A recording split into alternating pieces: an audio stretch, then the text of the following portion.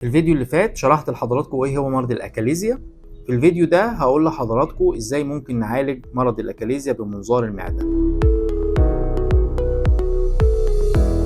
في تقنية حديثة اسمها البويم بنقدر دلوقتي عن طريق منظار المعدة ان احنا نقطع عضلة الفؤاد، وبالتالي كل اعراض المريض من صعوبة البلع والقيء المستمر تتحسن، ودي في اقل من 30 دقيقة بتكون التقنية خلصت، والمريض يقدر يخرج في نفس اليوم باذن الله بدون اي اعراض جانبية، بدون اي جروح في البطن، زي ما كان العمليات الجراحية بتتم قبل كده لعلاج مرض الاكاليزيا. كانت بتبقى عملية كبرى وكان فترة نقاهتها بتطول، لكن بالنسبة لمنظار المعدة نقدر نعالج الأكاليزيا في 30 دقيقة والمريض يقدر يخرج في نفس اليوم.